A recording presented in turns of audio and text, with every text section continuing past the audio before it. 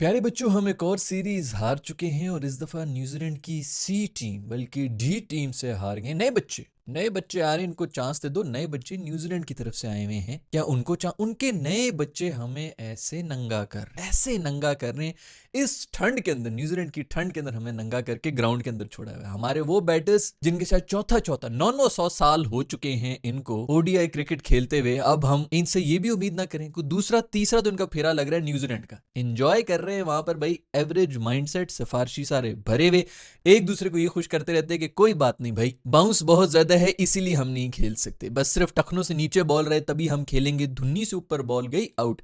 या तो आप चलो धुन्नी से ऊपर बॉल को छक्का मारने की कोशिश कर रहे हो। पहले दो जो हमारे प्राइम बैटर्स अब्दुल्ला और बाबर जिन बॉलों के ऊपर आउट हुए हैं, दोनों डिफेंसिव शॉट्स खेलते हुए आउट हुए हैं। या तो छक्का मार रहा हो बंदा, का चलो यार बड़ी स्ट्राइक रेट मेंटेन इंटेंट के साथ आए हैं। इनसे धुन्नी से ऊपर बॉल अब डिफेंड भी नहीं की जाती है, इनसे हम और किस चीज की उम्मीद रखेंगे भाई। कंडीशंस, फॉरेन कंडीशंस हमारी यहां पर जो है इतनी, तो तुम क्यों इंटरनेशनल लेवल के ऊपर खेल रहे हो? अगर तुमने एक ही कंडीशंस के अंदर खेलना है जो कि नीचे बॉल रहती है, तो फिर डोमेस्टिक खेलते रहा करो। इंटरनेशनल लेवल पे प्रोफेशनल के आने का मतलब ही ये होता है कि भाई अब ये इस स्टेज से ऊपर चला गया है। अब ये बॉल को देख रहा है, पिच को नहीं देख रहा कि बाउंस किधर आ रही है। बॉल जिधर जा रही है, चाहे वो नीचे जा रही है ऊपर जा रही है, इसके रिफ्लेक्सेस इतने तेज हैं कि ये हर कंडीशन में अपने आप को अडेप्ट कर लेता है। इसमें वो चीज है, इसलिए हम इसको इंटरनेशनल कंडीशंस में भी अब भेज सकते हैं, इंटरनेशनल टीम का हिस्सा बनाकर।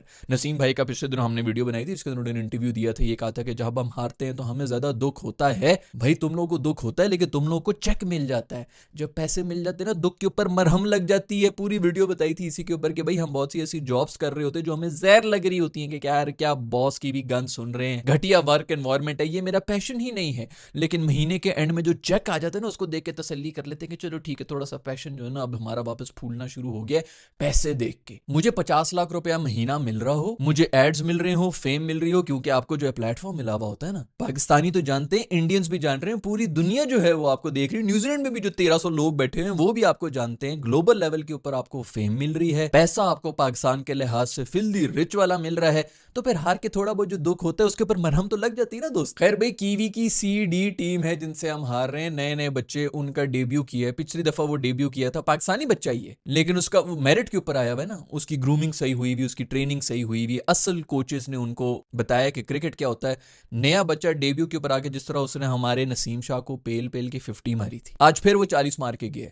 हमारे नए जो है वो नहीं, ये तो नया बच्चा है, इसको तो कोई कुछ कह नहीं सकता। पुराने वालों को भी कोई कुछ नहीं कह सकता भाई, उनकी भी फैंस जो है वो आर्मीज निकल के आ जाएंगी। इस ओडीआई टीम के अंदर 7 प्लेयर्स तो वो हैं जो पिछले 300 साल, इनकी उम्र के जो डायनासोर है ना वो मर गए। फहीम अशरफ को खेलते हुए पता नहीं कितने अरसे हो गए। जिन्नात जो इसकी उम्र के थे, क्लास फेलो थे, वो बुढ़े होके मर गए भाई। उसको अभी तक लाइन एंड लेंथ की समझ नहीं। पहला ओवर, पहली बात तो यार तालियां होनी चाहिए, हमारे राणा साहब ने पहला ओवर कराया। बॉल इतनी इतनी स्विंग हो रही थी, हमने फिर वाइडे देना शुरू कर दी क्योंकि हमसे कंट्रोल ही नहीं हो रहा। जब वो बॉल का स्विंग मैंने देखा ना, मैंने कहा भाई ये हमारे 30 के ऊपर 4-5 वही हुआ है, 30 के ऊपर ही 5 हमारे आउट थे। ये पिछले मैच में भी ये, तभी तो शुक्र करो ओवरकास्ट कंडीशन थी भाई। हमने टॉस जीत कर सेकेंड बैटिंग की। अगर हमने पहले की होती, हमसे 130 नहीं होना था, आज भी नहीं होना था। एंड में नसीम ने आके टुल्ले मारे हैं, फहीम भाई ने जो है बेहतरीन इनिंग्स खेल के कुछ 71 रन मार दिए। दोनों ने टुल्ले टुल्लियां करके, जब उनके बॉलर्स भी थके हुए थे कि यार खत्म करो, क्या ये वो इधर उधर के मार रहे हैं, कैचेस भी ड्रॉप हो रहे हैं, इधर उधर चौके छक्के मार के 50-50 दोनों ने। एक ने तो 70 किए, फहीम ने 50 जो है वो नसीम ने आके किए। उसके बाद जाके हम 200 पार कर पाए। अदरवाइज हमने आज भी, हम तो 30 के ऊपर 5 आउट हुए थे, आपकी बैटिंग तो खत्म होगी ना 5 के बाद। तो बस फिर सिर्फ कुदरत का निजाम है, चले तो चले, ना चले तो ना चले। खैर भाई, फहीम भाई को आज हमने पहला ओवर दिया। उन्होंने नई बॉल से कराई, 120 के ऊपर बॉलिंग करा रहे थे, अपने प्राइम भी क्या, अपने बुढ़ापे के ऊपर। शाहिद आफरीदी जो हमारा स्पिनर था, वो 120 25 30 के ऊपर बॉलिंग करा रहा। वो कंडीशंस जो थी, अब मसला यही है ना, हम लोग बस उस वक्त अगर रन भी नहीं पड़ रहे, हम समझ रहे हैं कि बड़ी अच्छी। जिन्होंने नहीं मैच देखा उनको मैं बता दूं भाई कि वो कंडीशंस ऐसी थी कि वहां पर जो उन्होंने किया है, जो कीवी बैटर्स ने किया था, वहीं पर मैच खत्म हो जाना था। पहले 15 ओवर्स की ही गेम थी जिसके अंदर उन्होंने आराम से जो है रोक रोक के, बल्कि रोक के भी नहीं किया भाई, पहले 3-4 ओवर के अंदर उन्होंने कुछ 40-50 रन भी मारे हुए थे। मतलब बजाय इसके कि वो विकेटें बचाए, उल्टा हमें तब भी उन्होंने प्रेशराइज किया हुआ था जब कंडीशंस पूरी की पूरी बॉलर्स के पास थी। टॉस हमने जीता था, ओवरकास्ट कंडीशंस थी, बॉल इतनी इतनी घूम रही थी और हम वाइडें दे रहे थे। कोई लाइन एंड लेंथ कंट्रोल में ही नहीं आ रही। क्या कंट्रोल में है भाई? बाउंस इनसे नहीं खेला जाता, बाउंस इनसे कराया नहीं जाता। दो दो इस वक्त हमारे बॉलिंग कोचेस भरे हुए हैं। लगता है बहुत ज्यादा कोचिंग हो रही है भाई। उनका कोई पूछने वाला नहीं है कि वो कर क्या रहे हैं। मूदा साहब पिछले 2-3 साल से नौकरी के ऊपर लगे हुए, भाई आप इनका कौन सवाल करेगा, इनसे पूछेगा कौन भाई। पिछले दिनों एक बात वो बड़ी वायरल हो गई थी कि जी वो जो सुपर ओवर था वो मूदा साहब ने करवाया था आमिर से। बाबर जो है उसको कोई कुछ ना कहे, वो जो हमने यूएसए वाला सुपर ओवर करवाया था जो हम हार गए थे 17 रन, बाबर से कोई सवाल ना करे। वो तो कह रहा था कि शाहीन या रूफी में से किसी कराओ। इसने भाई अगर ये बाबर को डिफेंड करने के लिए ये नैरेटिव जो है वो पुश किया जा रहा है ना, तो मैं आपको ये बता दूं कि अगर कोई भी अक्लमंद आदमी होता ना तो सुपर ओवर वो आमिर को ही देता, क्योंकि एक कोई दिमाग से सोचने वाला बॉलर है ना कि छक्का खाने के बाद अगर अगली बॉल के ऊपर रीसेट करके बॉल करा सकता है, वो आमिर ही है। वरना तो छक्के के बाद हमारे रूफी और हमारे शाहीन भाई दोनों ब्लैकआउट हो जाते हैं। उनको कुछ समझ नहीं आ रही थी कि अब क्या करना है, तब के एक दो बॉलें कराएंगे, उसके बाद मजीद दो छक्के खा के फिर उसके बाद जो नडाल हो जाएंगे, माइग्रेन का अटैक उनको हो जाता है, उनके होश ही काबू नहीं रहते उनके। खैर भाई मैच देख रहा था, बड़े शौक से देख रहा था। उसके बाद फिर जब उनकी टेल ने आके कुटना शुरू किया, मैंने कहा वही हो गया, 200 से ऊपर चला गया था, मैंने कहा होना ही नहीं हमसे, स्कोर ही नहीं होना। आंख लग गई, सो गया।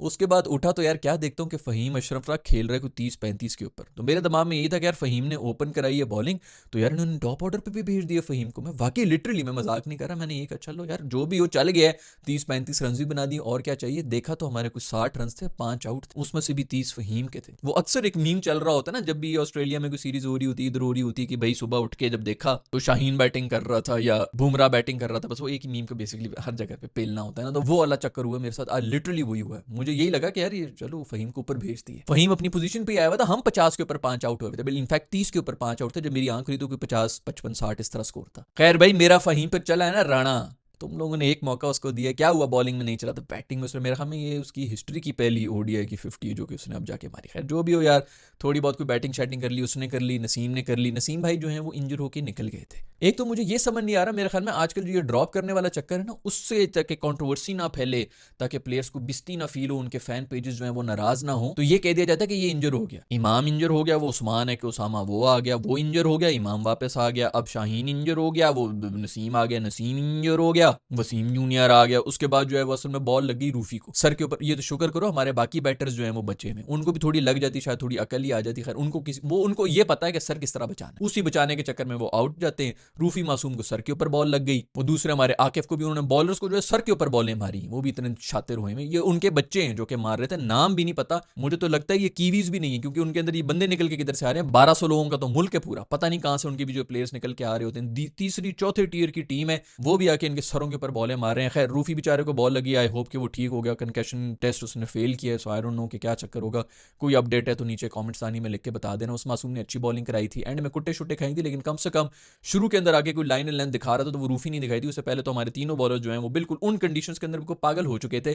कप्तान को समझ नहीं आ रही थी, कभी आकिफ से बॉलिंग करा रहा है, कभी फहीम से बॉलिंग करा रहा है, कभी रूफी को लेके आ रहा है, कभी वसीम को लेके आ रहा है, कि भाई किसी तरह 5 पावर प्ले निकाल दो, किसी तरह कोई करा दे भाई। कोई बॉलर नहीं है और हमारे बॉलर कोचेज हैं इस वक्त। खैर सो उनको बॉल लगी, वो कंकशन टेस्ट में फेल हो गए, वो गए तो पीछे नसीम आ गया। नसीम उस वक्त फिट हो गए थे, पता नहीं किस किस्म की इंजरियां होती हैं। उन्होंने आके खैर 50-50 मार ली। लोग बहुत खुश होंगे कि वो रो भी लेता है 50 भी मार लेता है, तो सब लोग इसी चीज़ के ऊपर खुशियां मनाते रहो। हमारा जो है बस इसी के ऊपर हम चल रहे हैं पिछले 2 साल से। हमारा स्टैंडर्ड यही हुआ है कि नीचे से आगे इसने छक्का मार दिया, इसने 12 रन बना लिए, इसने 40 रन बना लिए। जब अगली टीम को कोई इंटरेस्ट ही नहीं होता, फील्डर्स भी जो है वो क्राउड को जो ऑटोग्राफ देना शुरू हो जाते हैं, तब की इनिंग्स ये होती हैं। आपको मैच सिचुएशन का भी कुछ पता होना चाहिए कि मैच की जो रिक्वायरमेंट है ना, उस लिहाज से किसने स्कोर किए। ये हमारे डोमेस्टिक के अक्सर जो नंबर्स लेके बैठे हुए होते हैं, इसने 5100 रन बना लिए, उसने 900 विकेटें ले ली 3 मैचेस के अंदर। वो भाई आप कंडीशंस भी देखा कर, कंडीशंस क्या चल रही हैं, मैच अवेयरनेस है कि नहीं है। 5 विकेटें इसने ली हैं, टॉप की लिए, एंड की लिए, आखिरी ओवर के अंदर आके बॉलर जो है वो 3-3 विकेटें लेके चला जाता है। इसको उस वक्त जो है छक्का मारने की वो कोशिश कर रहे होते हैं। टेल को आउट किए, टॉप ऑर्डर को आउट किए। क्या कंडीशंस है, ओवरकास्ट थी, क्या थी, नहीं थी। एक बंदे ने जो है 35 रन बनाए ओवरकास्ट कंडीशन के अंदर, दूसरे ने फट्टे के ऊपर 150 रन बनाए हैं। लोग जो है वो चीख रहे होते हैं इसने 150 मार दिया, उसको टीम में रखो। भाई कोई मैच अवेयरनेस नाम की, मैच कंडीशन के लिहाज से कोई आपकी इनिंग्स होती है, प्रेशर सिचुएशन के अंदर इनिंग्स होती है, उनको रेट किया जाता है, सिर्फ नंबर्स नहीं देखे जाते। खैर उनके बच्चे जो हैं एंड में आके फिर हमने डेथ ओवर्स, तो रूफी ने भी मेरा ख्याल में कोई आखिरी पता नहीं 2 ओवर्स के अंदर कोई 30 रन खाए हैं, ये वसीम ने भी कुछ इसी तरह 30-40 रन खाए हैं। डेथ ओवर तो खत्म हो चुके हैं, आता ही नहीं है कि बॉलिंग, और ये अभी से नहीं चल रहा, तकरीबन 2 से 2.5 साल हो गए हैं। बस खानी ही खानी है, कुटें खानी, उनका पता नहीं वो है कि वे है, पता ही नहीं है भाई इस बंदे का कौन है। वो 99 मार के गया है, मैं आपको मजाक नहीं कर रहा हूँ। 240 रन थे मेरा ख्याल में कोई 47-48 ओवर के अंदर, और 290 मार के गए आखिरी पता नहीं 2-3 ओवर के अंदर कोई 50-60 रन हमने खाए हैं। ये कोई छोटी बात है यार। हम लोग ये हमारे प्राइम ये बेस्ट बॉलर्स हैं हमारे, टेल से इस तरह को खा रहे हैं हक समझ के। वो मासूम हे वे जो है वो 99 के ऊपर डाइवे मार मार के उसके चौके रोक रहे हो एंड के ऊपर। वो जाने दो यार, जहाँ इतने खाए में एक रन और खा लो उस मासूम को। तो अब तो यार होता ही है कि हम अपना मैच देखने के लिए बैठते हैं, जिस टीम के खिलाफ हम खेल रहे होते हैं उसको सपोर्ट करना शुरू होते हैं, उनके बच्चों के लिए जो है तालियां बजाना शुरू होते हैं कि यार इसकी सेंचुरी हो जाए, इसकी हैट्रिक हो जाए, बड़ा जबरदस्त इस पे मासूम का जो है एक माइलस्टोन अचीव हो जाएगा। उनकी तरफ टिल्ट हुआ हुआ होता है। हमें समझ ही नहीं आ रही थी यार, जो अच्छा क्रिकेट खेल रहा है कम से कम उसको ही सपोर्ट कर लें। इमाम साहब जो है वो मारते हुए आउट हुए, जो डिफेंस कर रहे थे वो बॉबी और अब्दुल्ला शफीक कर रहे थे। इमाम साहब जो कि मशहूर हैं कि वो डिफेंड ही करते हैं, वो जो है वो मारने के चक्कर में दो आउट हुए में। भाई तू अब डिफेंड करना, अब पता चले कि 50 ओवर तक तो लेके जाओ। हमारा कोई ये स्टैट निकाल के मुझे बता दे यार पिछले 2 साल में हम कितनी दफा ऑल आउट या 9 डाउन हुए। T20 आई के अंदर भी हम सबसे ज्यादा हुए होंगे, लिख के ले लो पूरी दुनिया के अंदर। रिजवान भाई की जो लपेटा शॉट थी, ना माफ करे यार, ये हमारा टॉप ऑर्डर है यार, ये किस किस्म की बैटिंग हो। ये जब आप एक्सपोज होते हैं ना भाई, जब आपकी जो लिमिटेड स्किल्स हैं वो एक्सपोज होती हैं, फिर आप इस किस्म की शॉटें मारना शुरू हो जाते हैं, किसी तरह प्रेशर से निकलूं भाई, मैं तो बिल्कुल पागल हो रहा हूँ। खैर सुफियान को आज डाल दिया हमने टीम के अंदर। अब सुफियान आया टीम के अंदर तो ऑफकोर्स अबरार की जगह नहीं बनती है। अबरार मेरा ख्याल में हमारा वाइट बॉल का सबसे बेहतरीन कोई स्पिनर आया है। इन दोनों की एक साथ टीम में जगह नहीं बन सकती कभी भी। खैर आज तो वैसे भी फास्ट बॉलर्स की वो थी, तो कॉम्बिनेशन के मैं इतनी कोई बात नहीं करूंगा। मेरे ख्याल में कॉम्बिनेशन ठीक थी, हमारे प्लेयर्स ने जो है वो गंदी क्रिकेट खेली। खैर सुफियान ने अच्छी बॉलिंग कराई, आते साथ ही मेरे ख्याल में पहले ओवर के अंदर ही उसने आउट भी किया था, तो कहीं ना कहीं जो है वो स्कोर और कोई रोका था, अदरवाइज तो हमारी हालत खराब ही थी। जितनी स्पीड से हमारे पेसर्स को खा रहे थे इन कंडीशंस के अंदर, भाई ये पहले भी होता था। और इनफैक्ट ये सीरीज शुरू होने से पहले मैं यही कह रहा था कि हमारे ये जो बॉलर्स हैं इनकी इन परफॉर्मेंसेस को मत लेके बैठ जाना कि इसने 5 आउट कर लिए, इसने 6 आउट कर लिए, क्योंकि ये कंडीशंस ही फास्ट बॉलर्स के लिए होती। हम इधर भी स्ट्रगल कर रहे हैं, पहले भी हम यही किया करते थे, हमारी बैटिंग कोलैप्स हुआ करती थी इन कंडीशंस के अंदर, लेकिन हमारे बॉलर्स भी जो है ना फिर कर लेते। ये अगर 100 के ऊपर आउट होते तो अगली टीम को भी 180 के ऊपर आउट किया होता, तब हम अगली टीम से भी 300 रन खा रहे हैं। T20 आई के अंदर हम 200 रन खा रहे हैं। ये अलार्मिंग चीज है यार, आप मत करें। ठीक है आपको बाउंस जो है आपको समझ नहीं आ रहा बैटिंग करते हुए, बॉलिंग करते हुए आपको बाउंस समझ नहीं आ रहा, आपके इतने बुरे स्टैंडर्ड हो गए हैं बॉलिंग के। खैर नसीम भाई की वो जो इंजरी की बात है, मुझे तो पता है कि इसकी समझ नहीं आ रही कि ये इंजर होते भी हैं कि नहीं होते हैं, लेकिन 2 महीने से तो वो वेला बैठा हुआ था। अब जो है उनके फिर कोई निकल आए, एक मैच खेलते हैं 2 महीने के बाद इंजर होकर निकल जाते हैं। इमाम भाई जो है पिछले 2 साल से जो है वो बैठे हुए थे, वो उनके फिर कोई निगल उनकी भी हुई, तो वो भी इंजरी होकर चली गई। उस्मान खान उसामा जो भी नाम है उसका, वो पता नहीं 3 साल से टीम स्क्वाड के साथ ही बस फिर रहा है, एक मैच उसने खेला है वो भी इंजर होकर। अगर तो ये इंजरी वाकई जो इन्होंने एक शोशा डाला हुआ है कि ड्रॉप का नया नाम इन्होंने इंजरी रख दी है, तो चलो वो तो अलग बात है, लेकिन ये इंजरियां क्यों हो रही हैं? कौन सी ऐसी फिटनेस है कि हर दूसरे मैच के बाद एक बंदा इंजर होकर साइड पे हो रहा है? मैच शुरू होने से पहले ये जो कीवी जो मीडिया था वो दिखा रहा था मोहम्मद अब्बास जो उनका प्लेयर है, जो कि पाकिस्तानी, उसके अबू यहाँ पे डोमेस्टिक वगैरह खेल के गेम में भी न्यूजीलैंड की तरफ से खेल रहे, उसकी वो इनिंग्स दिखा रहे थे, उसको साथ खड़ा करके जो उसने बाहर निकल के नसीम को छक्के मारे थे और कितने कॉन्फिडेंस के साथ मार रहा था, वो इनिंग्स दिखा रहा। आज भी उसने खेली, आज उसने रोक के खेली, उसको पता था कि भाई ये पिच जो है इस किस्म की नहीं है, आपने 50 ओवर पूरे खेलने। उन्होंने खेल लिया, उन्होंने 50 ओवर, आखिरी 5 ओवर के अंदर उन्होंने 50 60 70 रन बना के स्कोर भी आगे लेके चले गए। उनको पता था कि मैच सिचुएशन के उस लिहाज से खेलना किस तरह है। ये उसका दूसरा मैच है लड़के का, मतलब इस वक्त अगर न्यूजीलैंड की बी टीम बने तो उसके अंदर भी उसकी जगह नहीं बन रही। ये सी टीम वाला मतलब आधी टीम जो है वो उनकी इंजर है, बाकी जो है वो आईपीएल के अंदर बैठे हैं, उसके बाद जाके उनकी जगह बन रही है। उनके अंदर भी इतनी मैच अवेयरनेस है कि किस तरह खेलना है। पहला दूसरे मैच के ऊपर ये हम कह रहे होते जी हमारे नए लड़के इनको चांस दे दो। इंडिया के नए लड़के आते हैं पहले मैच से जो है वो कुछ ना कुछ करना शुरू हो जाते हैं। भाई गेम तो वही है ना, बल्ला और बॉल तो वही है, जो आपने सीखा वही आपने करना है। कौन सा ऐसा वो है कि जी पहली दफा क्रिकेट तो नहीं खेल रहे ना, क्रिकेट के रूल्स तो वही है, स्ट्रेटेजी तो वही रहती है। ठीक है उन पर लान तान नहीं होनी चाहिए। 5 मैचेस की आप अगर सीरीज खेल रहे हैं उसके बाद भी आपसे जो एक्सपेक्ट ही ना करें कि नहीं नहीं आपने तो हार के ही आना था। नए लड़के इनको चांस दे। न्यू बॉल का कोई बॉलर नहीं है, फिर एक्स्ट्रास जो है वो घुसाए हुए थे, इसीलिए कि बॉल कंट्रोल नहीं हो रही, वाइडों पे वाइडें निकल रही हैं। फट्टा विकेट हो तो बॉलर्स ये चीख रहे होते हैं कि फट्टा विकेट है, बॉलर्स के लिए कुछ नहीं। जब बॉलर्स के लिए कुछ हो तो बॉल कंट्रोल नहीं हो रही, वाइडें जा रही। आउटसाइड लेग के ऊपर आज एक और रिव्यू, इसका भी जरा स्टैट्स निकालो भाई। पता नहीं, मैं तो पहले से ही लगा हुआ था कि रिजवान साहब की जो है इसको कम से कम, हमारे मसले क्या हैं जी, रिव्यू लेना इनको सिखा दो। अब वो उल्टा कप्तान ही बन गया, ये कप्तान बन के फिर भी कम ले रहे। इससे पहले जब ये कप्तान नहीं था इतने गंदे ये रिव्यूज लेता था, मैंने पता नहीं 3-4 दफा इसके ऊपर वीडियो बना दी होगी।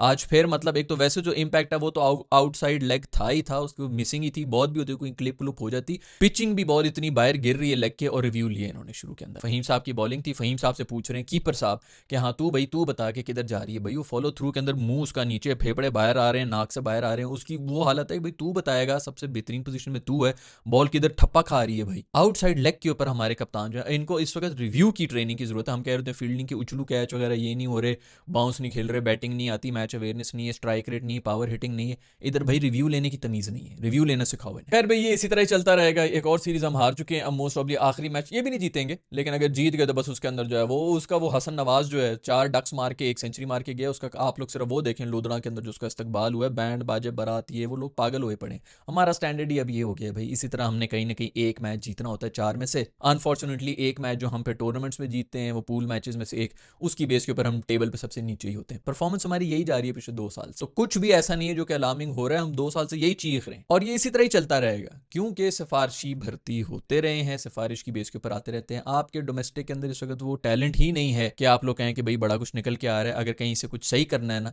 तो वो नीचे ग्रास रूट लेवल पे ही जाना पड़ेगा, वहाँ से ही लोगों को ट्रेन करना पड़ेगा और इसका रिजल्ट भी तकरीबन 3 से 4 साल के बाद ही हल्का फुल्का नजर आएगा। और जो मैं पहले कह चुका हूँ कि माइंडसेट हमारे जो इस वक्त ड्रेसिंग रूम का जो माहौल बना हुआ है कि ये तो ओके है, आजकल की तो क्रिकेट इस तरह है कि इसके अंदर 300 रन 350 रन बनते हैं ओडीआई के अंदर, 250-300 रन बनाना T20 के अंदर। अब तो क्रिकेट चेंज हो चुकी है, वो वहां पर वो बॉलर्स ने वो आपस में रेल पेल करके जो उसके ऊपर एग्री किया हुआ कि ठीक है ओके बहुत अच्छी परफॉर्मेंस है। उधर जो बैटर हैं उनकी स्ट्राइक रेट के ऊपर ये बात नहीं आती कि आपने भी 250-300 रन ही बनाने हैं। तो अजीब किस्म के ये सारे एवरेज लोग जब मिल जाते हैं वो फिर एवरेज किस्म की डिसीजंस लेंगे, इसलिए ताकि उनकी अपनी नौकरियां बची रहें। तो जब तक ये माइंडसेट, ये ड्रेसिंग रूम, ये पूरी मैनेजमेंट चेंज नहीं होगी, कुछ भी नहीं बदलेगा। आप लोगों को बहुत बहुत मुबारकबाद हो, एक और सीरीज आप हार गए हैं और डी टीम से हारे इस दफा। नंगा किया है न्यूजीलैंड के बच्चों ने हमारे लेजेंड्स को। अगर वीडियो पसंद आ गई है तो लाइक के बटन को छू लो, नहीं पसंद आ रही डिसलाइक के बटन को छू लो। वीडियो देखते रहते हो, सब्सक्राइब नहीं करते हो, सब्सक्राइब करते हो तो घंटी को नहीं दबाते हो। तुम लोग अभी हाल जो है ना बिल्कुल पाकिस्तानी टीम की तरह ही हो। I will see you in the next video,